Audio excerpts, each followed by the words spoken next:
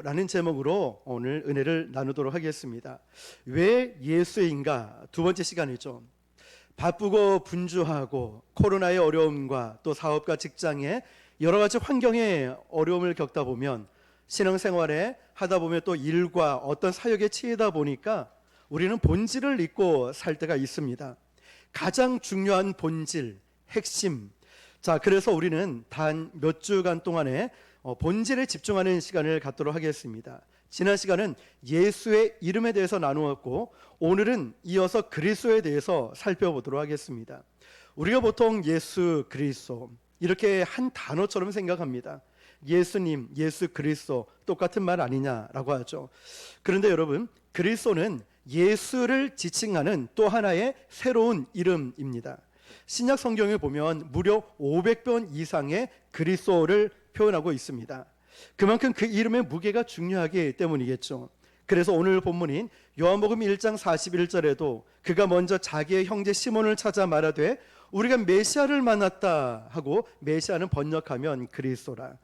자, 이것은 예수님께서 세상에 막 모습을 드러내시고 쉽게 말하면 공생애를 시작하시면서 본격적인 사역을 시작할 무렵에 예수님을 만난 안드레가 형제 시몬, 베드로죠. 시몬을 찾아가서 이야기를 합니다. 자, 우리가 메시아를 만났다라고 말하죠. 그리스도라는 말은 히브리어 메시아의 헬라어 번역입니다. 그래서 메시아라는 이 말의 의미는 그리스도라는 뜻이 되는 거죠. 그것을 한마디로 표현하면 기름 부으심을 받은 자.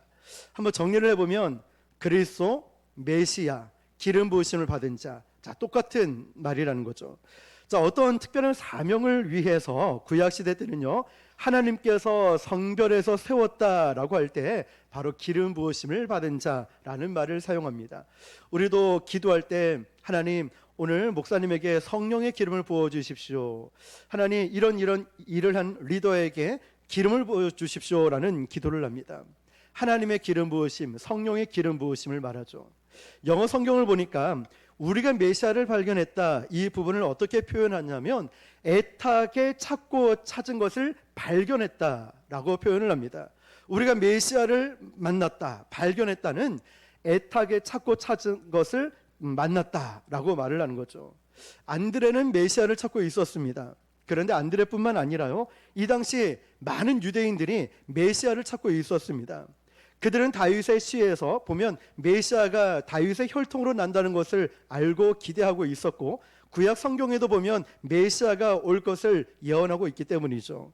그렇다면 왜 그 당시에 이 사람들이 메시아를 그토록 기다리고 있었을까요? 그들은 메시아가 옛날 다윗처럼 정치 군사적으로 아주 큰 영웅이라고 생각하고 기대하고 있었습니다. 그래서 정치 군사적인 위대한 영웅이 오면 우리를 괴롭히고 있는 로마의 압제에서 벗어날 수 있고 위대한 왕국, 유대 왕국이 건설될 것이다, 재현될 것이다 기대를 하고 있었다는 거죠. 그렇다면 왜 또 이 백성들은 이런 정치적인 메시아를 기다리고 있을까요? 이 당시 현실은 너무너무 힘들었기 때문에. 우리도 그런 고백하죠. 내가 너무 살기 힘들고 어려움과 고통이 있을 때마다 하나님 언제 오십니까? 저 좀 빨리 좀 데려가 주세요. 어떤 질병의 고통, 물질의 고통, 관계의 고통, 어려움이 있을 때마다 하나님 자살하면 지옥 갈 것 같고 자살하면 무섭고 그냥 저를 좀 빨리 데려가 주세요. 하나님 언제 오십니까? 삶이 고통스럽고 힘들면 이런 고백을 하죠. 이 백성들도 마찬가지예요. 나라가 망했어요. 바벨론 포로로 끌려가서 70년을 있었습니다.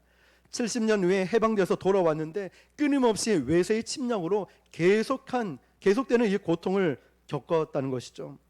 이제는 로마 식민지로 신음하고 있는 이 백성들, 너무나 현실이 고통스러운 까닭에 유대인들은 이제 그냥 다윗과 같이 용맹스럽고 지혜롭고 그리고 정치적인 군사적인 이런 왕이 오셔야 됩니다. 이런 메시아가 왔으면 좋겠습니다. 그래서 저 로마 제국을 완전히 밟아 무너뜨려 버리는 그런 새 나라를 건설해 줄 메시아가 오셔야 됩니다.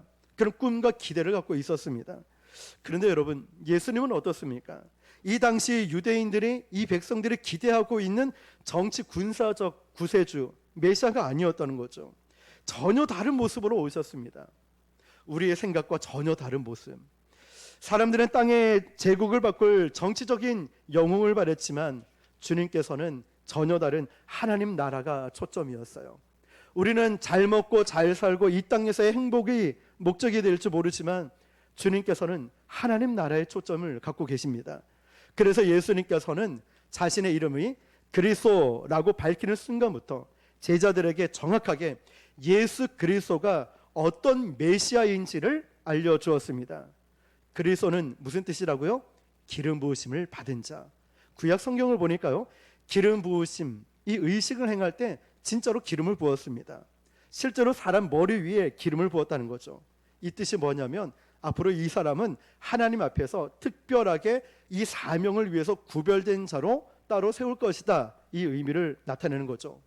구약 성경에서 하나님께서 이렇게 사람을 기름 부어 세울 때는 주로 세 가지 역할을 의미했습니다. 첫 번째 따라해 볼까요? 선지자. 두 번째는 제사장. 세 번째는 왕. 자, 선지자, 제사장, 왕. 자, 이 세 사람에게는, 세 직분에게는 실제로 기름을 부어서 세웠습니다. 그래서 우리가 아는 큰 선지자 누가 있을까요? 엘리야가 있죠. 또 제사장은 레위 지파를 대신하는 아론. 그리고 유명한 왕은 누가 있을까요? 다윗이 있죠. 자, 이렇게 선지자로 엘리야, 제사장으로는 아론, 왕으로는 다윗이 있는데 예수님은 그런 기름 부으심을 받은 구약의 인물들과는 확연한 차이가 있고 구별된 분이셨습니다. 오늘 본문을 보면 메시아라는 단어 앞에 영어 성경에는 더라는 정관사가 붙어 있습니다. 더자가 붙었다는 것은 뭐냐면 다른 사람들과 비교할 수 없는, 그리고 절대적인 메시아라는 뜻입니다. 절대적으로 기름 부으심을 받은 자. 예수님께서 구약시대 때 기름 부으심을 받은 수많은 사람들과는 크게 확연하게 달랐는데요, 크게 보면 두 가지가 달랐어요. 하나는 뭐가 달랐냐면 예수님은 완전한 분이셨습니다. 구약시대 때 기름 부으심을 받은 하나님의 종들이 많이 있었고 훌륭한 사람들이 있었습니다. 그런데 인간인지라 약점들이 많이 있죠. 예를 들면 엘리야를 한번 보십시오. 선지자 엘리야, 하늘에 불을 내리는 기도의 사람이었습니다. 그런데 이세벨 왕비가 나 너 죽일 거야, 이 한마디에 놀래가지고 도망가는 이런 영적인 우울증에 빠진 사람이었죠. 자, 선지자. 제사장 아론은 어땠습니까? 레위 제사장의 첫 번째 시조였음에도 불구하고 출애굽하고 나서 시내산에 와서 이 백성들이 이 압박에 못 이겨서 아론이 뭘 만들죠? 금송아지를 만들었던 사람이에요. 또 세 번째 왕을 대표하는 다윗을 보면은 분명 하나님 마음에 합한 자라고 말하면서 기름 부으심을 받았음에도 불구하고 밧세바와 불륜 사건을 통해서 가정과 나라를 위기에 빠뜨린 사람이죠. 자, 그래서 이 구약 성경의 기름 부으심을 받은 자는 모두 다 훌륭했지만 그러나 불완전했습니다. 그러나 예수님은 완전한 메시아인 줄 믿습니다. 두 번째 특징이 뭐냐면 구약 시대 때 기름 부으심을 받은 사람은 크게 세 가지라고 했죠. 첫 번째 선지자, 두 번째 제사장, 세 번째 왕. 자, 선지자, 제사장, 왕, 이렇게 한 가지 역할만 감당했습니다. 그런데 예수님은 이 세 가지 모두를 감당하신 분이시죠. 예수님은 우리의 제사장이 되십니다. 예수님은 우리의 선지자가 되시고요, 예수님은 우리의 왕이 되십니다. 믿으십니까?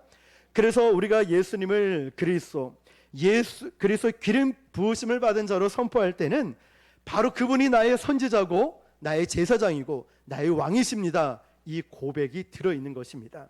지난주에 예수는 우리를 죄에서 구원할 자, 핵심 사명을 말씀드렸고, 이어지는 두 번째 그리스도는 기름 부으심을 받은 자인데, 여기에 특별히 세 가지를 우리는 예수 그리스도를 선포하고 부를 때마다 기억을 해야 되는 겁니다. 우리 주님은 나의 선지자가 되시고, 주님은 나의 제사장이 되시고, 주님은 나의 왕이 되십니다.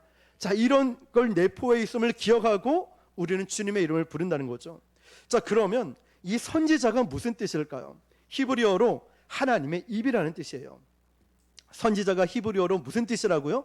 하나님의 입이라는 뜻이에요. 예수님께서는 우리에게 하나님의 말씀이 성육신된 분으로 오셨습니다.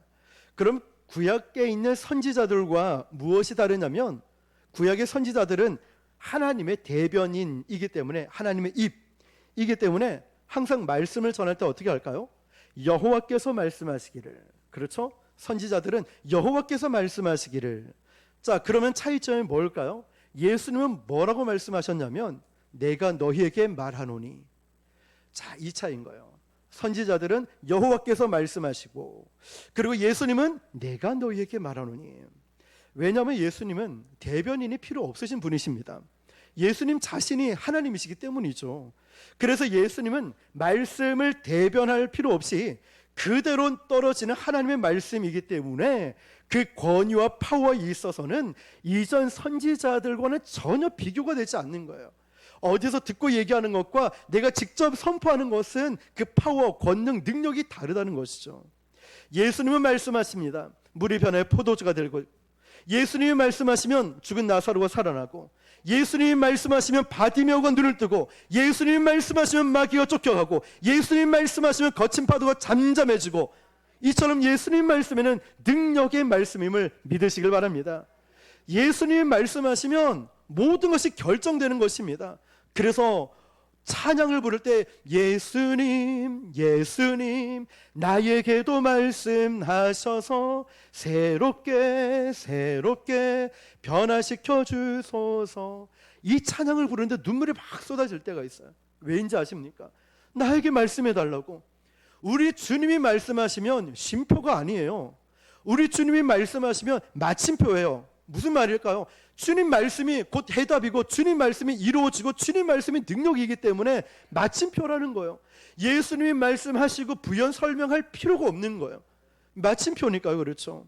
그래서 예수님을 우리의 삶의 선지자로 받아들이는 것은 예수님의 모든 말씀이 내 모든 것을 결정한다는 뜻입니다. 우리는 우리의 뜻과 잘 맞지 않으면 예수님의 말씀도 좀 무시하는 경향이 있어요. 아, 예수님 그거 말고요. 아, 예수님 그거 말고요. 그러면 안 되겠죠.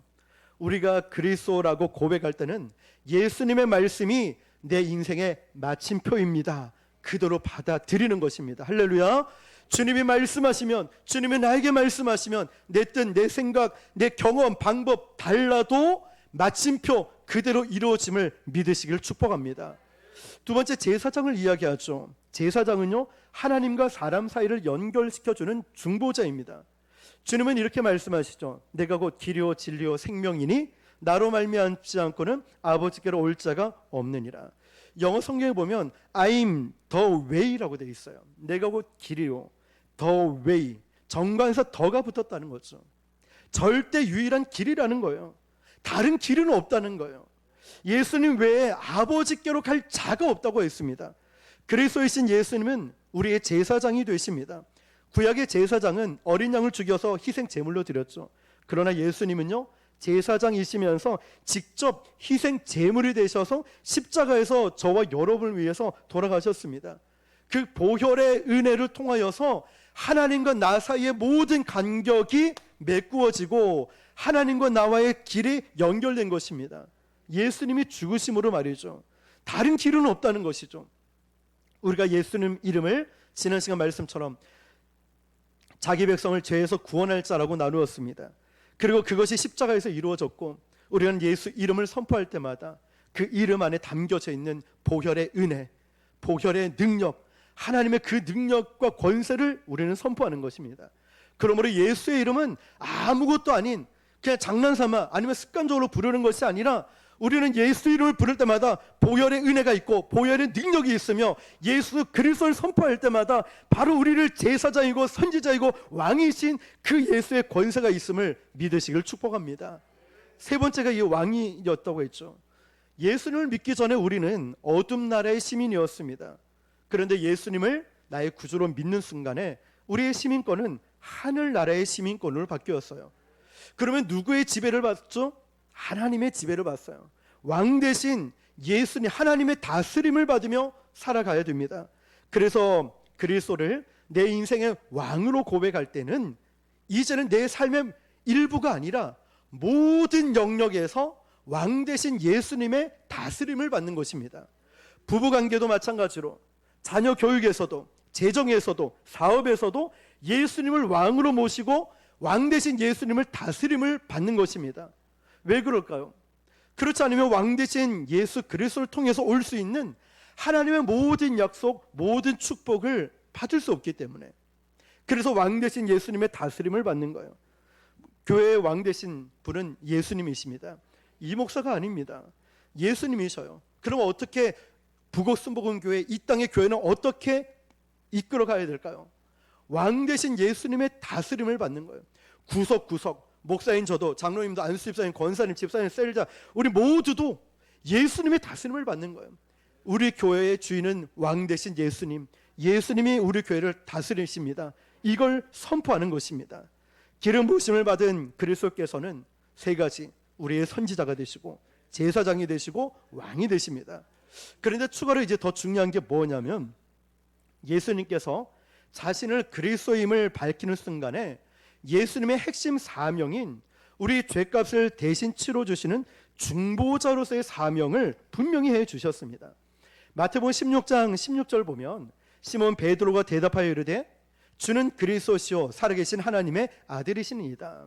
아멘. 자, 여기서 보면 처음 나누었던 요한복음 1장 41절은 예수님 사역의 초창기였다면, 두 번째 마태복음 16장 16절을 주보 안쪽면에 나와 있는데 한번 거기다 체크를 하는 겁니다.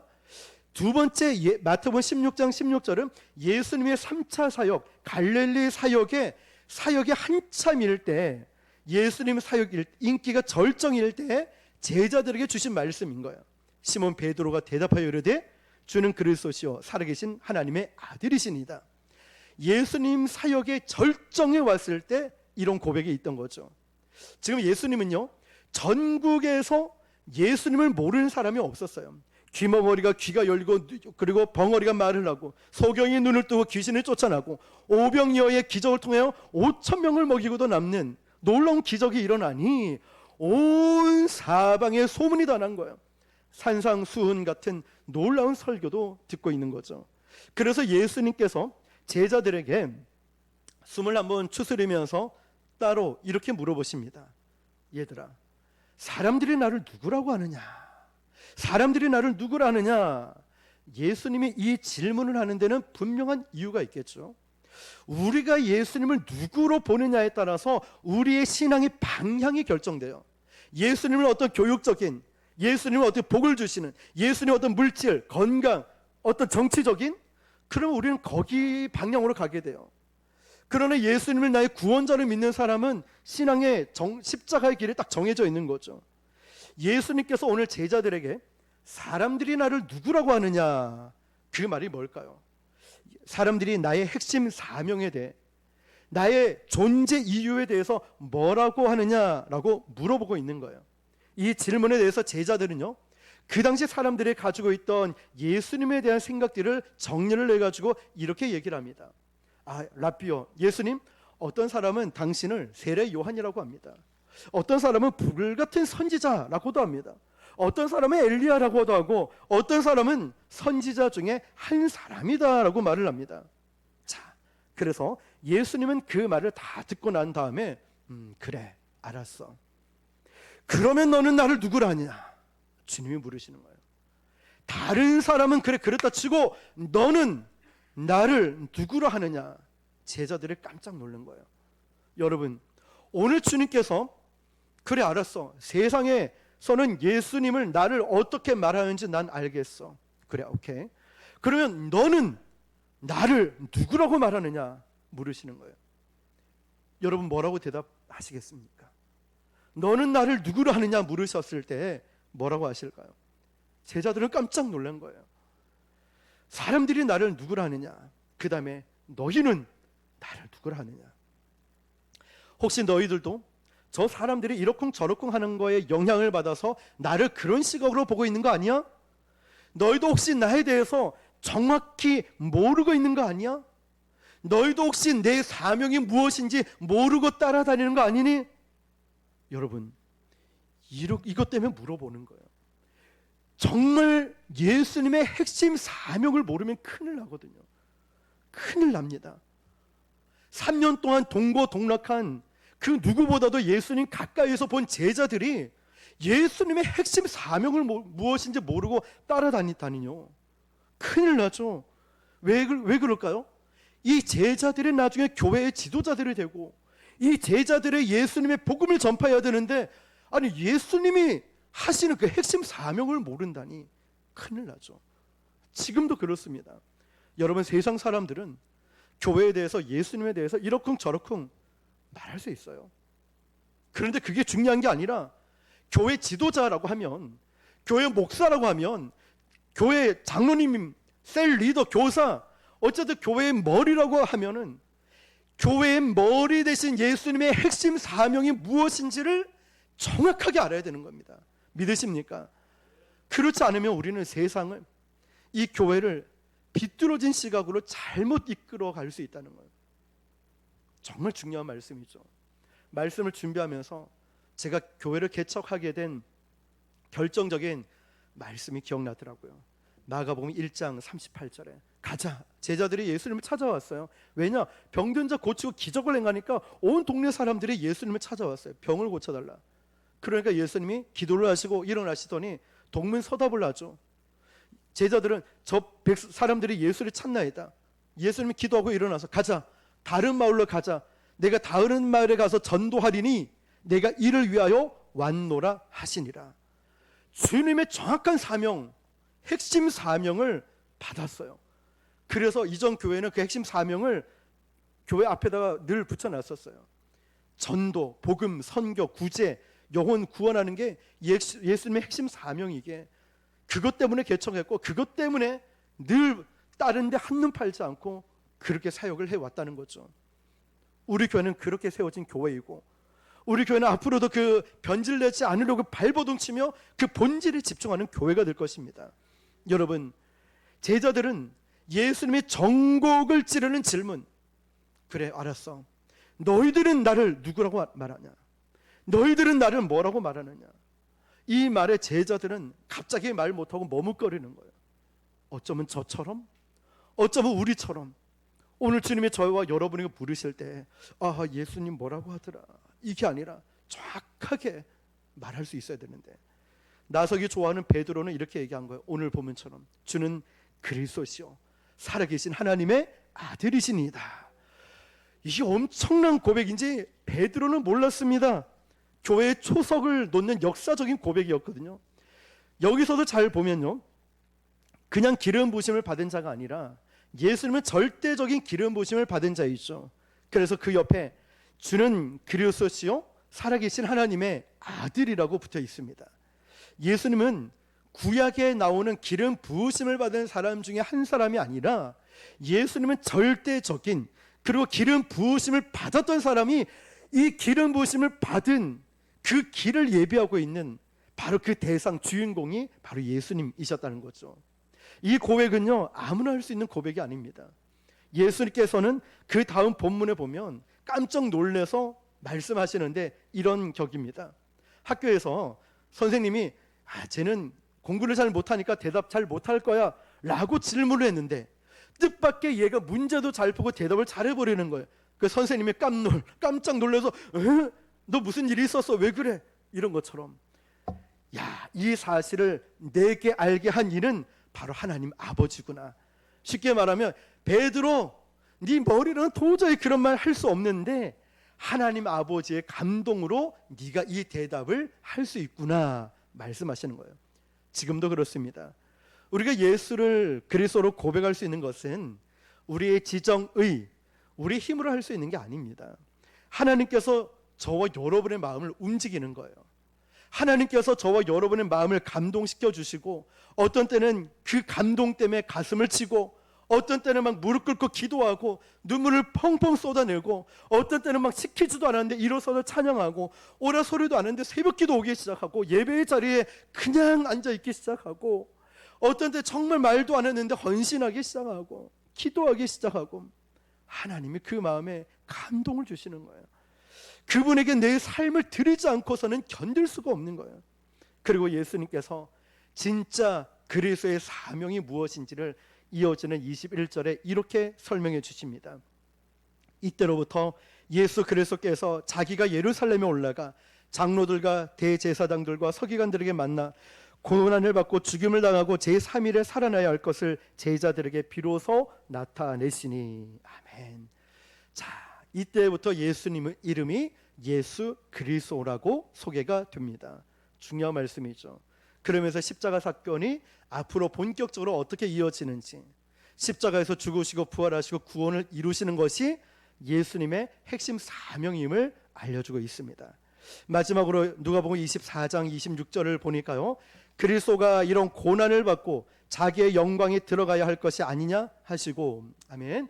자, 오늘 본문은 예수님 사역의 요한복음 1장 41절은 초창기 사역이었습니다. 그리고 사역의 절정은 마태복음 16장 16절이라고 말씀드렸어요. 그리고 오늘 방금 읽어드린 말씀은 이제 예수님이 죽으시고 부활하신 다음에 그리스도라는 이름의 핵심이 무엇인지를 알려주고 있는 거예요. 사람들은 주님 이루실 수많은 기적을 바라보고 예수님에 대해서 그런 기적을 기대하고 다가옵니다. 그러나 예수 그리스도의 핵심 사명은 십자가 구원에 있습니다. 그래서 우리가 예수 이름을 부를 때 십자가를 생각하듯이 그리스도라는 이름을 부를 때도 십자가의 은혜를 생각하고 불러야 됩니다. 예수 그리스도, 십자가의 은혜, 보혈의 은혜를 생각하며 부른다는 것이죠. 그 당시 사람들은 예수님을 정치적인, 군사적인 영웅으로 기대를 했습니다. 그러나 예수님은 그 기대를 산산이 깨트려 버리십니다. 나는 정치, 군사적인 메시아가 아님을 말이죠. 우리가 생각하는 그리스도에 대한 그 인간적인 기대가 깨져야 됩니다. 예수님을 나의 원하는 방법대로 함부로 이용해서 마치 도깨비 방망이처럼 이용하는 그런 분이 아니십니다. 우리가 아쉬울 때만 꺼내 쓸 수 있는 그런 이름이 아닙니다.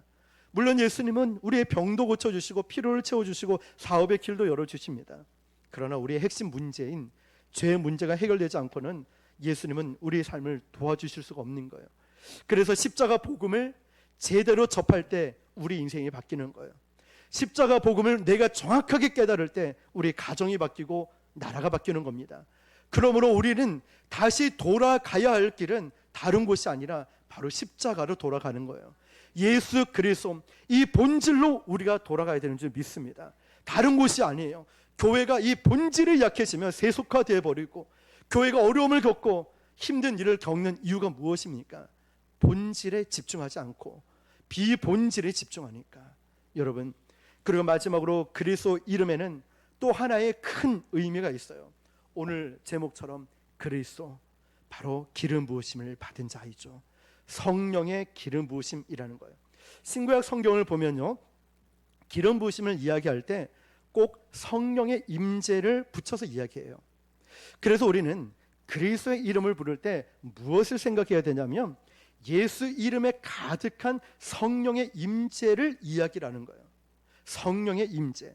사도행전 10장 38절 보니까 하나님이 나사렛 예수에게 성령과 능력을 기름 붓듯 하셨음에 그가 두루 다니시며 선한 일을 행하시고 마귀에게 눌린 자를 고치셨으니 이는 하나님이 함께 하셨습니다. 아멘. 자, 여러분, 여기서 중요한 것은 베드로가 한 고백이에요. 베드로가 예수님을 한 3년 정도 따라다녀 보니까 하나님이 예수에게 성령과 능력을 어떻게 부었다고요? 기름 붓듯 부으셨어요. 성령과 능력을 예수님에게 기름 붓듯.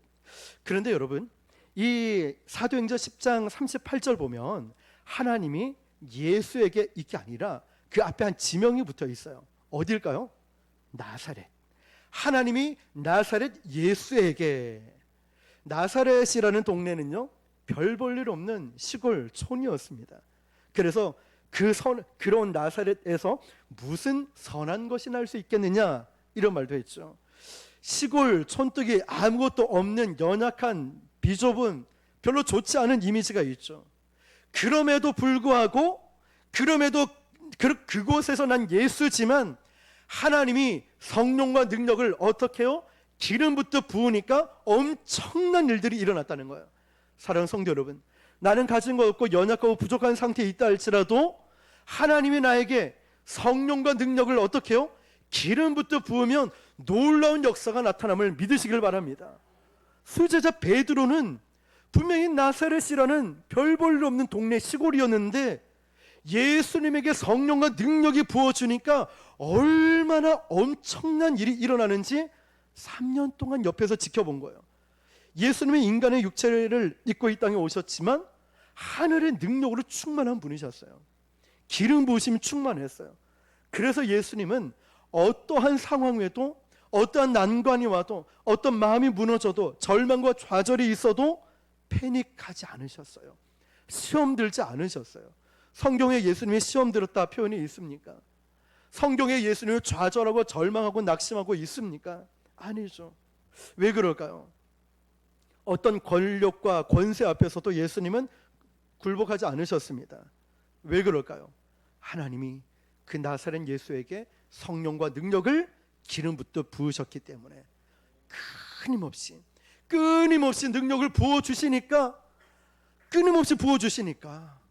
그러니까 여러분 엄청난 일을 행할 수밖에 없는 거예요. 우리도 마찬가지예요. 내 힘으로 뭔가 하려고 하면 고갈되고 넘어지고 쓰러져요.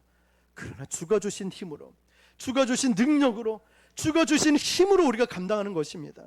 그래야 우리가 넘어지지 않고 쓰러지지 않고 감당할 수 있는 것이죠. 우리가 예수님을 그리스도로 고백할 때 예수님에게 부어줬던 성령의 능력이 우리가 예수 그리스도를 선포할 때마다 그 능력이 우리에게 임할 줄 믿습니다. 우리가 믿음으로 예수 이름을 선포할 때마다, 그리스도를 선포할 때마다 성령과 능력이, 예수 안에 있는 능력이 우리에게도 부어줌을 믿으시길 축복합니다. 하나님께서 하나님의 사람에게 새로운 일을 주실 때 반드시 그것을 감당할 수 있는 성령의 능력을 주십니다. 믿으십니까 여러분? 여러분, 저는 나는 능력이 없어서 일을 못하겠다, 그런 말 하지 마십시오. 저는 많은 경험으로 알게 되는 것 같아요. 하나님이 나에게 이 사명을 주시면 감당할 수 있는 성령의 능력을 나에게 주신다는 거죠. 원래 이제 다음 주 화요일로 이렇게 계획했던 한국 교회, 부산 경남에 있는 전도하시는 목사님들을 초청하고 이런 계획들을 세울 때요, 태풍이 와서 한 주를 연기를 했지만 그걸 전혀 계획이 없던 바입니다.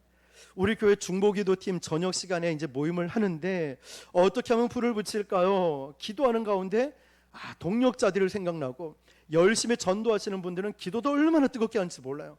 그분들을 모시면 되겠다. 그런데 이게 쉬운 일이 아니에요. 성도가 아닌 목회자분들을 모으는 게 쉬운 일이 아닌데 15분에게 취지를 말씀드렸더니 모두가 한 사람도 빠짐없이 너무 좋은 생각이라고, 저 꼭 참석하겠다고, 목사님 교회에 기도의 불도 붙이고 우리 전도자 모이면 이런 일은 참 없는 것 같아요. 찬양팀 모임, 설교자 모임은 있어도 전도자 모임은 참 없었던 것 같아요.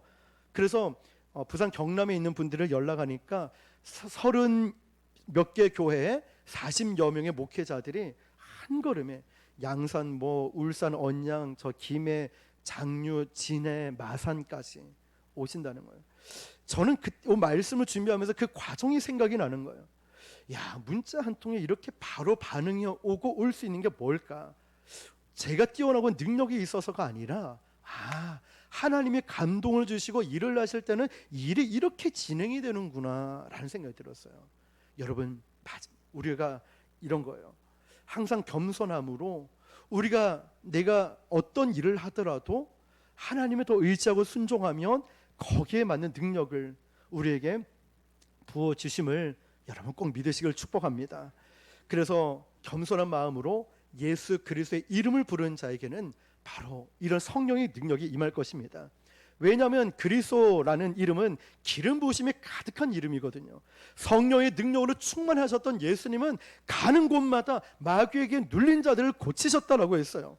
우리 힘으로 그런 권세를 이길 수가 없어요. 예수님의 그리스도의 보혈의 권세로 우리가 이길 수 있다는 것이죠.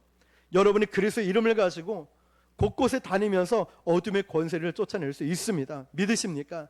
그런데 말씀드렸듯이 사도행전 10장 38절을 한 번 더 읽어드릴게요.